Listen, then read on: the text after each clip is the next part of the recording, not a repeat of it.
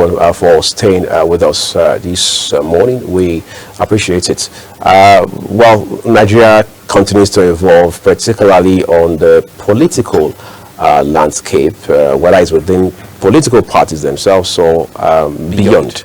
But the important thing is we continue to see elements and attributes of politicians shape and reshape the polity. Of course, we have seen that evolution happen before, during, and after the 2023 general election. Now, all of that, or at least for the most part, appears to be history, because what is in front of us is the 2027 general election. Everybody, every political party is throwing their hats in the ring, and as it stands today, it's still a game of numbers, and it's a question of who wins what, and the preparation, strategizing, and all of the gimmicks that will shape the events leading up to the 2027 general election and ultimately the outcome are already in play. Of course, there are politicians who are either living in denial about wanting to have that conversation, and then you have those who honestly just not interested as of yet. But we've seen alignments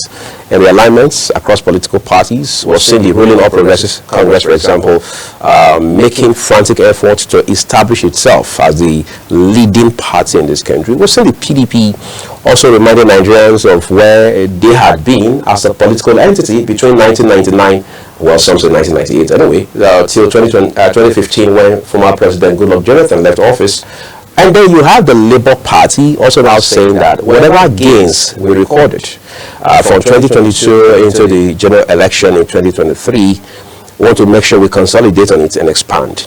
And then, of course, you see the NNPP doing its thing up in the northwest of the country, particularly in Kano State, where, of course, we also understand that the gladiators, they are shaping the politics. But let's talk about the PDP for a second, everyone, because the PDP, for whatever is worth, by many standards, by some assessment and evaluation, is the leading opposition party in the country today.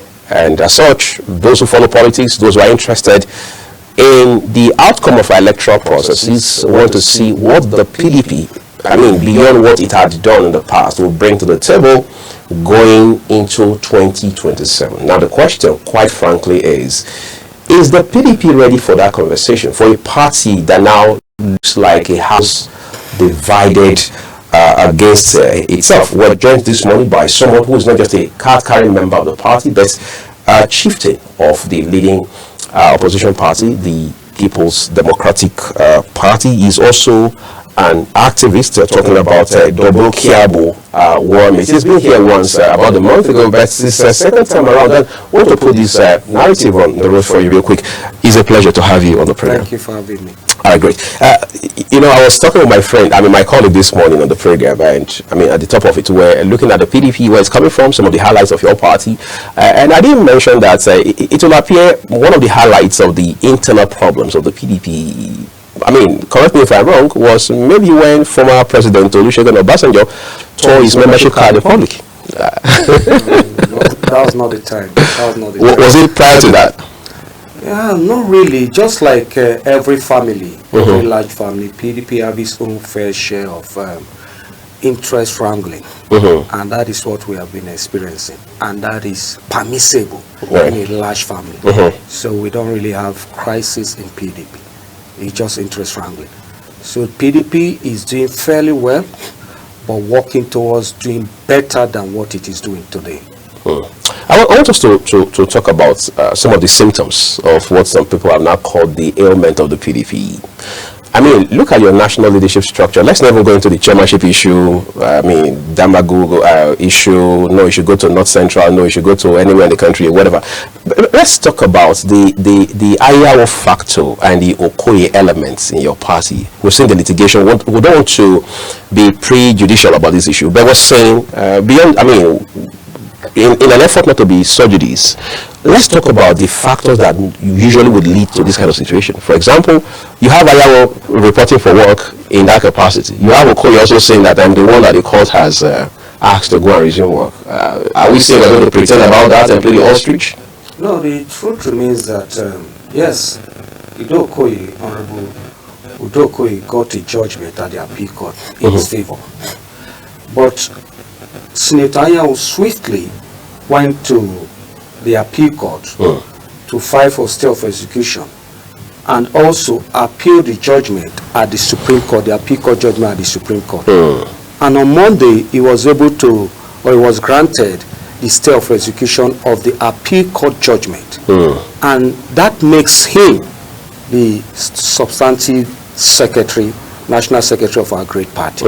There is no dispute about that. Even if you look at what is happening, normally what we see when there is a judgment against a party or a person, when the person appeals, it automatically act as a stay of execution. There are some governors that judgment at the tribunal level, at the appeal level, they were removed, but they remain as governor till the final judgment at the Supreme Court. Right. So it's same thing, and it's in his own.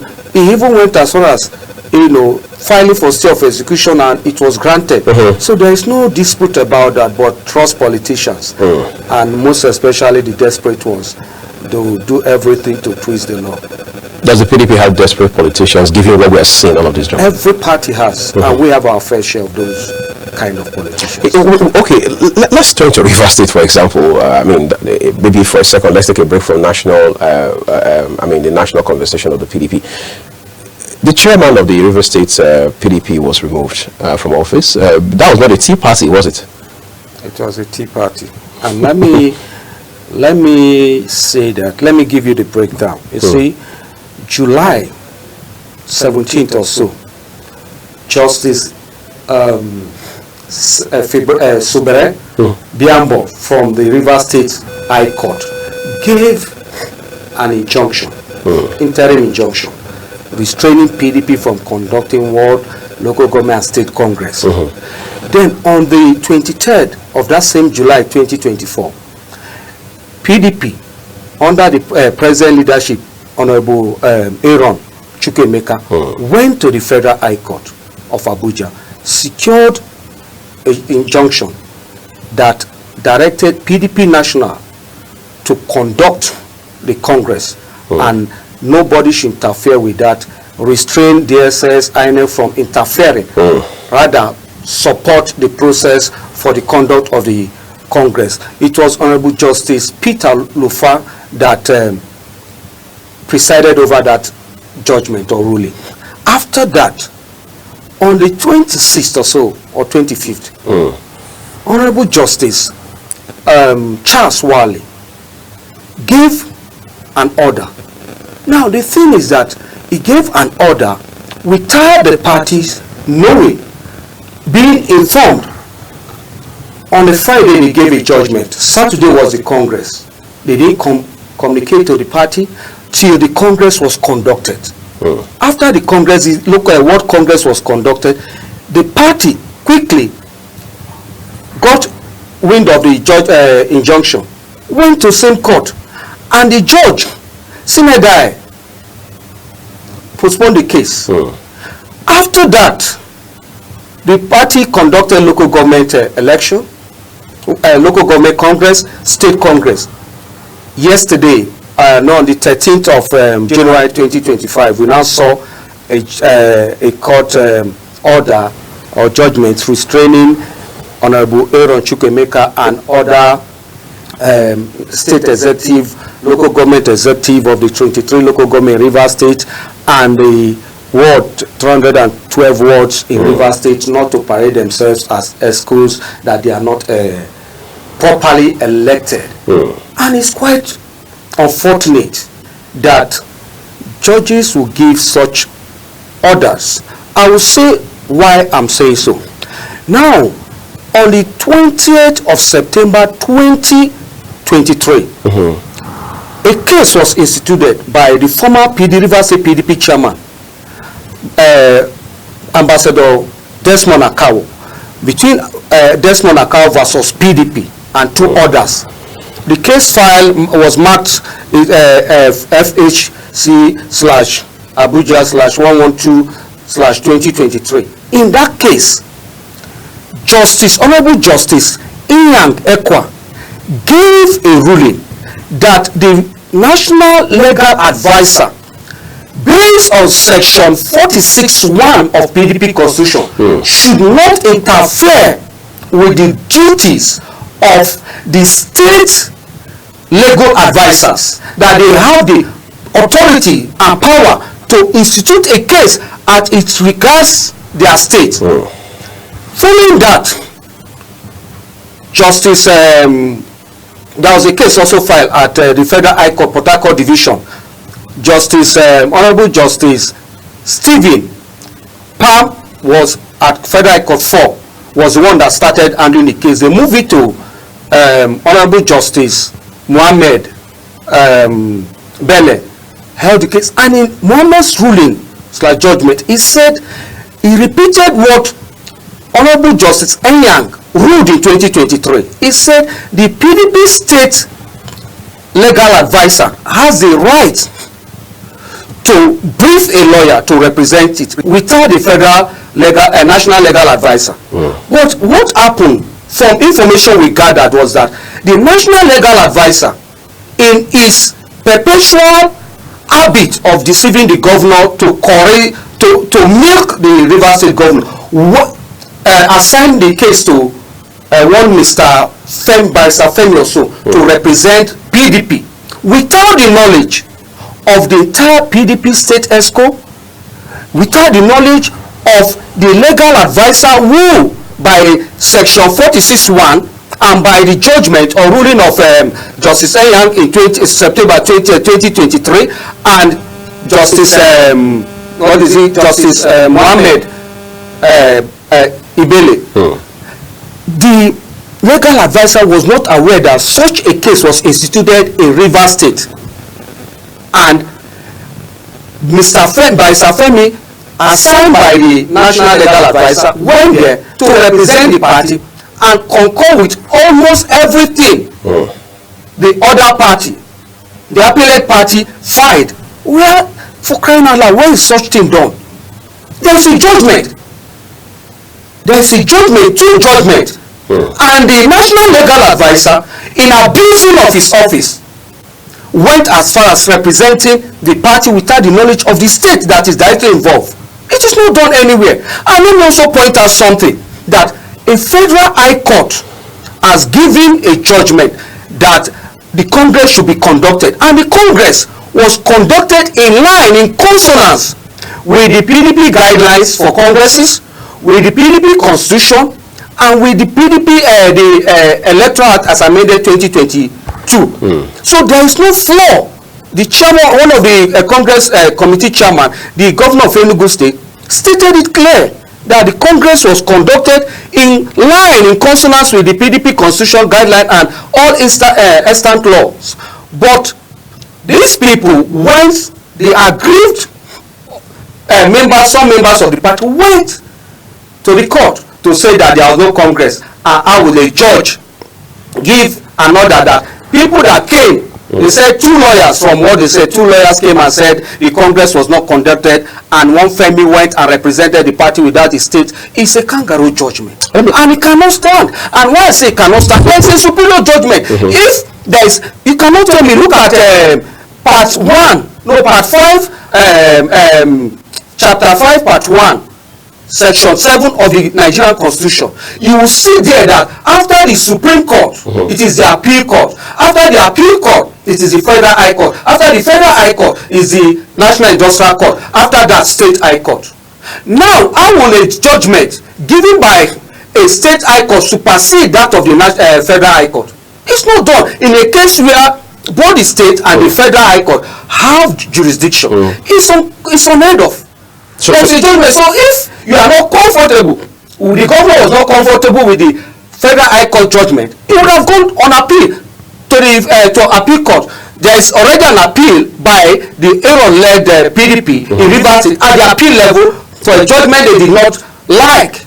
But the governor keep on, because he has the judiciary in Rivers State. Yes, the Rivers State governor. We are talking about the issue in Rivers State PDP. Because as far as we, the members of PDP, are concerned, there is no issue with Rivers State PDP. Honorable Aaron Chukwemeka remains the state chairman alongside with other state ESCO, LG ESCOs and what ESCO. Can I ask you something real Yes, quick? please. I mean, let's reroute this conversation. Who is the leader of the PDP in Rivers State today? The leader of the PDP in Rivers State today, but before I say that, let me correct an impression. In our constitution as amended 2017, there is nobody referred to as leader of the party. In practice or in principle? In the law. But do you remember the only word, the only time you hear the word leader in our constitution is when it is referring to youth leader and woman leader. And those are offices. Those are offices. Now, but in practice, let me put it that way. We have people that we have called leaders of the party just for administrative convenience to support the party. And today, as we speak, without any doubt, the FCT minister, His Excellency Iyosun Wike, is the leader of PDP in Rivers State. Even when he's no longer the governor or neither the state chairman of the party? No, see, that's why I'm telling you. I told you that we don't have anything like leader of the party. But for ease of administration. But for whatever purpose, the leaders of the party, they meet fit at a particular time to massage the egos of the governors, who most at times support the party financially and support provide support to the leadership of the party at the state level, and they gave them that privilege. It is not a right. It was a privilege given to governors, which some of them are abusing today and making it a right. When you don't provide leadership, you are not giving the responsibility. When you are not taking responsibility, you are not be giving leadership position. The FCT minister, His Excellency Iyosun Wike, and the immediate past governor of Rivers State, has been providing leadership for PDP Rivers State, and doing that, he stood by the party in all the elections, providing finance, mobilizing, making PDP stronger in Rivers State.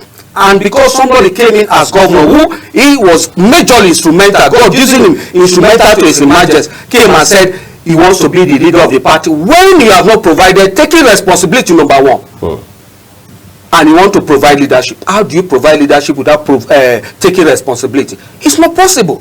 And that is why we, the PDP leaders in Rivers State, PDP members in Rivers State, see the FCT minister as the leader of PDP in Rivers State. As it stands today, I mean, let's just so we are very clear. There's no smoke without fire. Yes. At the point, Iyosun Wike, now Minister of FCT, was the governor of Rivers State, and of course, this gentleman, now the governor, Siminalayi Fubara, was also Accountant General in that government. Yes. Correct me if I'm wrong. No, you're wrong. So, at what point did they fall out of love? No, you see, you can fall out of. It's unfortunate, to be frank. It's unfortunate that such thing will happen. Most of us are not happy with the fact that such thing is happening. And it is unfortunate that the governor will allow himself to be deceived by some politicians to severe relationship with his boss, the FCT minister, because whatever Wike has done to you, my brother, Wike has written your name in the book of Rivers State history, that generation unborn will read about it. And for that reason, singular reason alone, you would have listened and understand his part or his grievances or why he's acting the way he's acting. But you now listen to people that fought tooth and nail to say no, you will not emerge as governor. The former national chairman, who is from Rivers State, Honorable Prince Uche Secondus, wanted to bring his cousin and fought Siminalayi Fubara to the last. Even after he won, they wanted to go to the court, looking for a way to go to court to remove him. But today, those people are the ones that are flocking around you, giving you advice. Same people that don't want you to be there. And somebody, for your sake, made a lot of enemies to make you governor. God using him. Nobody can make this except God. God used him to make you a governor. And today, suddenly, you don't like the way he's behaving. You don't like the way he's doing this. It's unfortunate. And that's why I've always, whenever I appeared on any platform, I advise the governor, don't let people deceive you. Just like the National Legal Advisor of PDP, in abusing of his office, deceiving the governor, instituting case that he knows that will not go anywhere, just to milk the governor. It's painful because it is clear that what the National Legal Advisor is doing is, like I said, is contempt of court, because there is an order. In fact, it was fined 100,000 naira for challenging and interfering with these functions and duties of the state legal advisor. So why would such a person be advising you and you are following him? You know, I pity the governor. We understand that the governor is a political neophyte, but you should also understand that this is someone that you have been with for a long time. You should have understood the person and the personality of Wike to have enjoyed him this far, and suddenly within 2 or 3 months you can no longer bear him. No, it is bad. It is condemnable. So nobody should support what the governor is doing. This is interesting. We're going to take a quick break at this point, everyone. PDP is a big conversation for several reasons, but the party has been beaten black and blue for the most part by its own members internally. We want to talk about let's say the building blocks of the PDP, who have now also falling apart in a sense of speaking. We'll talk about all of those and a little more after this short break. Do stay with us, everyone. In this country, in the history of the Fourth Republic, your party has lost a couple of states. Some of those states that were traditionally PDP have now moved to the APC or maybe 1 or 2 other parties. Some of the founding members of your party, prominent, vital, instrumental, have left the party, either in principle or outright. Of course, we talked about former President Obasanjo a while ago. A gentleman like Dr. Goodluck Jonathan, one-time president, cannot be said practically to be a member of your party. He's more now like an elder statesman. We have had incidences where we held all cycle elections in this country. We didn't see Dr. Jonathan coming to endorse the candidate of your party, for example. That speaks volume. We have several of them who are now aloof, indifferent, and nonchalant. I'm not going to ask you what efforts are being made to get these people back into the fold. I'm only asking, how does this impact PDP and its fortunes? Well, the truth remains that in 1 or 2 ways, in some ways, it affects PDP. But it does not stop the fact that PDP is making headway and becoming stronger. Because those ones are personalities. Now, for example, the Goodluck Jonathan thing you talked about, it's Goodluck Jonathan dissociate or is not identifying with the party practically, just like you said, because of the heavy betrayal of party leaders. In 2015? Yes, in 2015. From most especially, let's be frank about it. And let's say the truth, from the north. He feels bitter about that betrayal. And that's why we need to dissociate religion and region from our politics. And Jonathan felt bad about that. That his party members, party leaders from his party will act in that manner. And since then, if you notice, just like rightly said, he started acting statesman, like a statesman, not associating with the party or any party. And we have leaders that have, 1 or 2 that have stepped aside for maybe personal reasons, for political ambition that was not, looking at the future. They are not immediate future, they are not able to achieve. So they decide to, decamp to other parties. Some completely withdraw from politics, went on political retirement, just like Obasanjo, and so on. But that, if you look at it, after these people, we've won elections and we've made progress. Yes, in 1 or 2 strongholds of PDP, we have lost our chances of producing governors and making, a very good result in terms of the presidential election. And that is because the party did not stick to its constitution in the 2023 election by abiding on the zoning principle, north and south dichotomy, that the south was supposed to produce the presidential candidate of our party.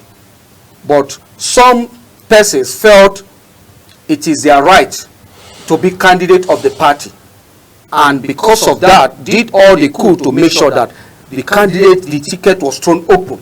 But it is there in our constitution that the party should be zoned, political offices and this should be zoned between the north and the south, most especially major offices. But it was thrown open. Madu committee after the 2015 election came up and came up with a what is it called, a report. And that was what led to the 2019 by way of recommendations. Yes, by way of recommendation, led to the 2019 election, 2019 primary. The party zoning the 2019 primary to the north. If you notice, most of the candidates, the major candidates were from the north because of the Ikwere Madu report. That was what affected the 2015 election. And in after that, Bala Mohammed came, acknowledged the fact that the election should be zoned, the presidential office should be zoned, candidate should be zoned to the to the south, but came up with a very funny caveat that it should be zoned. If it's being zoned, it should be zoned to the north, southeast and northeast, because they have not had their fair share of the presidency. But in that case, I disagree with Bala Mohammed, because the first prime minister of Nigeria, Abubakar Tafawa Balewa of blessed memory, served almost 9 years. The pre-colonial time and the post-colonial time was the prime minister. And if that is the case, the south, the northeast has had their fair share of the presidency.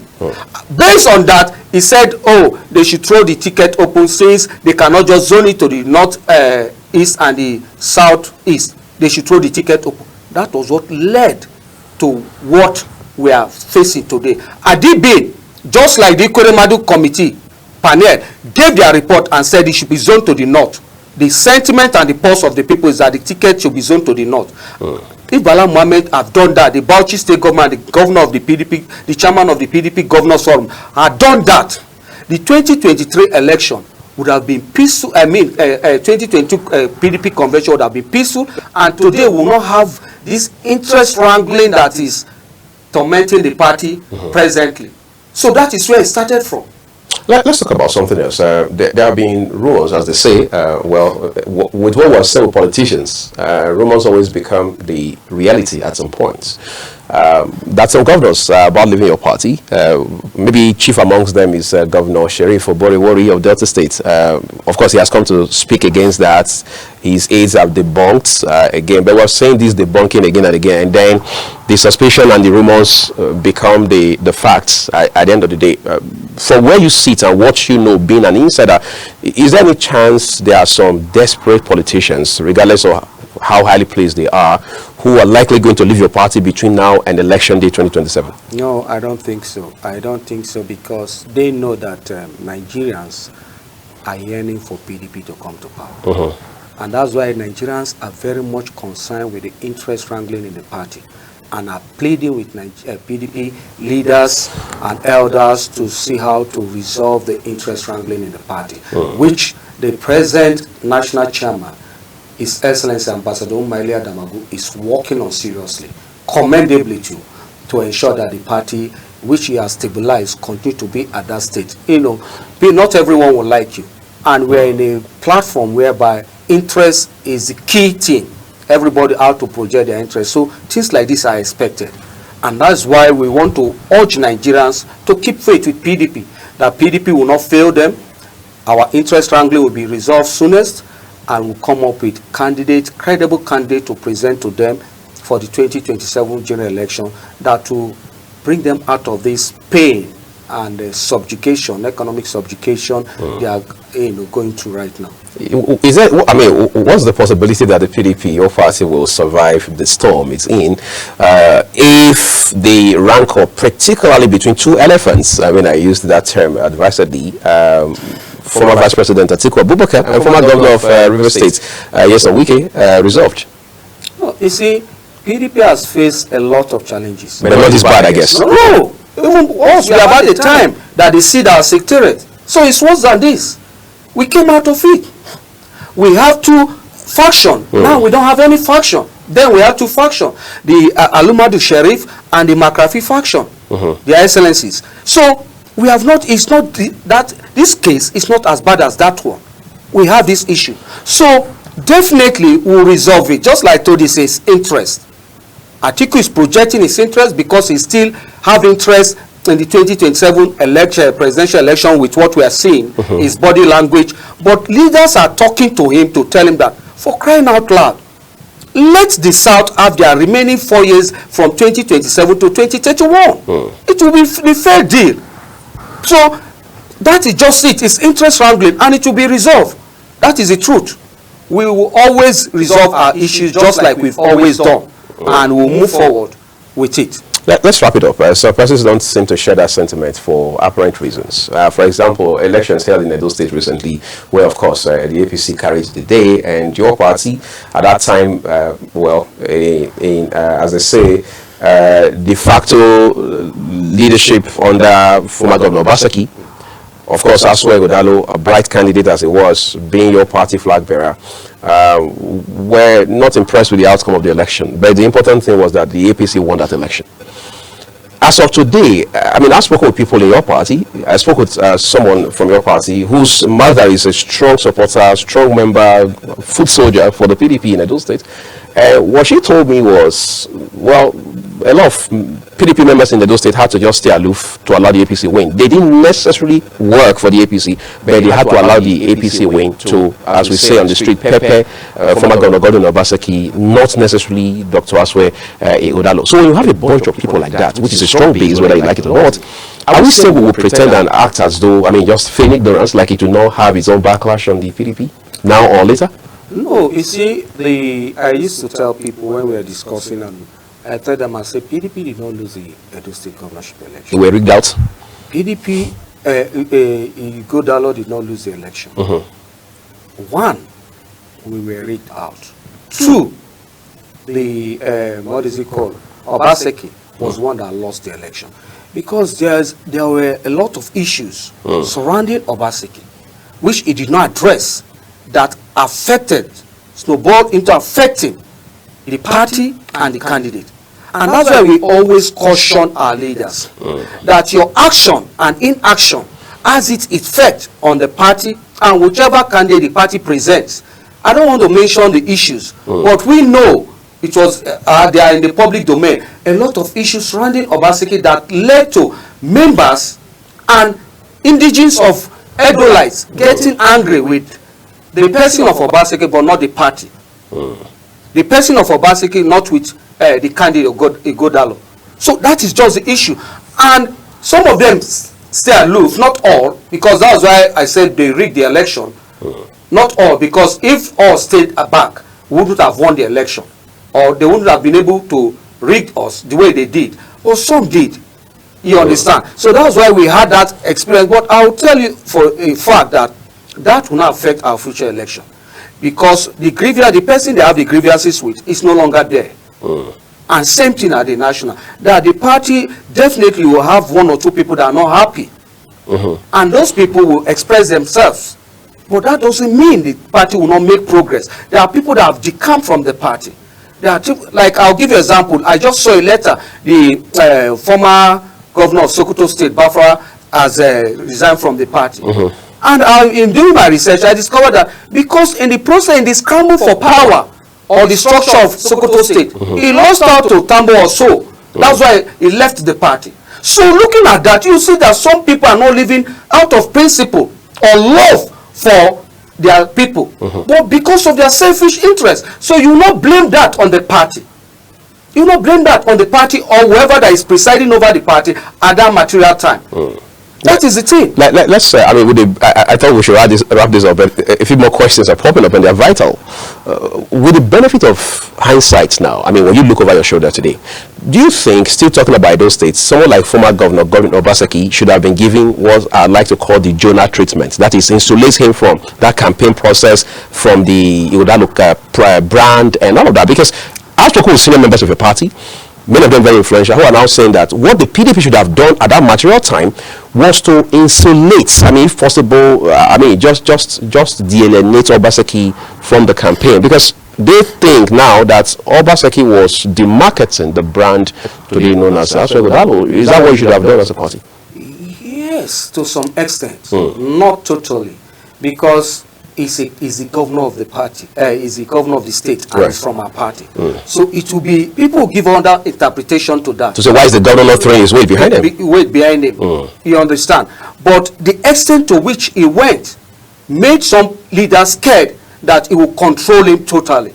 So they begin to look at him with one eye, that the way he's doing it. Otherwise, you can support him.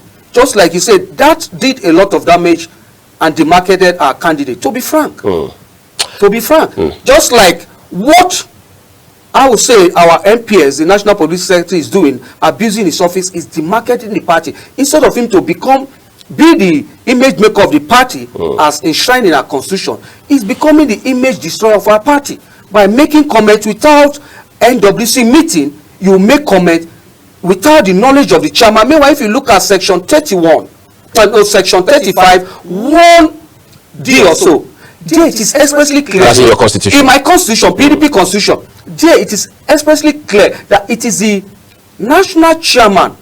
Please, just a minute, I'll read it very quickly. That is section 35, 1 EH. It said, present to the National Convention comprehensive statement of the state of the party and political situation generally. That is one of the functions of the national chairman. And no other person has that responsibility except the national chairman. So whatever the national chairman, anybody is doing, any NWC member is doing, the national chairman ought to be on the know. But you see that most especially the national legal advisor, the national publicity secretary are making decisions, executing decisions that the national chairman is not aware of, or after ordinarily they ought to meet, NWC ought to meet before such statement will be made. But they will not wait for that, and they will take action because the constitution gave them certain responsibility. But the national chairman is the one that will give the statement of a statement of the party to the convention and the NEC. So it should be at every point in time, the national chairman should be on the know of what is happening in the party. And this is what we are saying. Demarketing the party, just like what the over involvement of what is it called, Obaseki, did to our candidate in Edo State. Okay, so let's wrap it up now.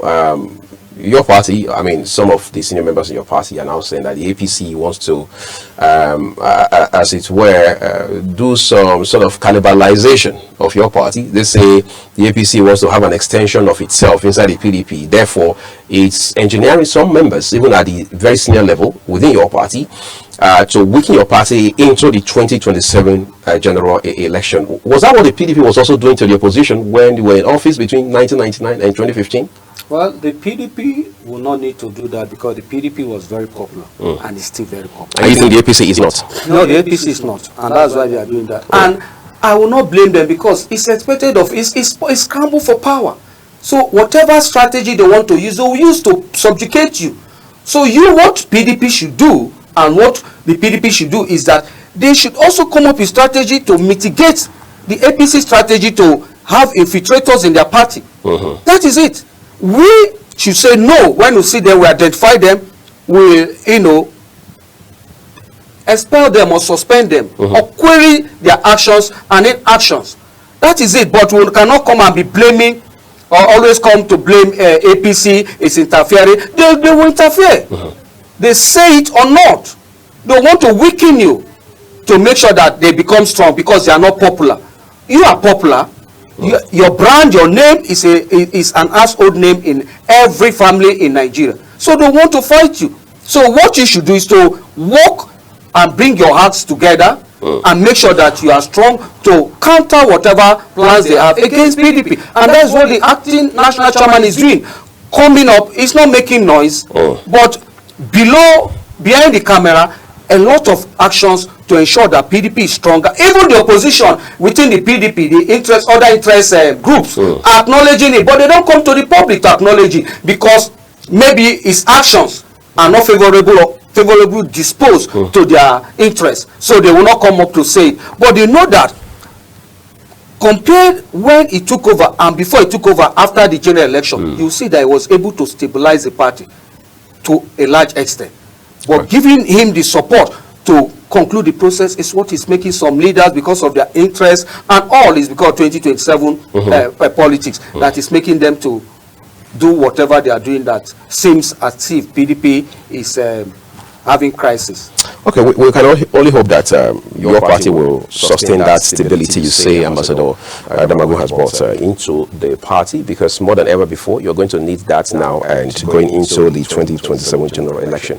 I'll be speaking with Comrade Daboikiabo, Warmate. He's the PDP chieftain and activist, as well as the national leader concerned PDP. League. We would like to say words will not be enough to say. We appreciate your time and insight on the program. We're taking a quick break. When we return, we will turn our attention to the budget defense that is currently going on, and we're hearing from what senators have said, even the House members, that this is top priority for them, even though we know we have already cracked up the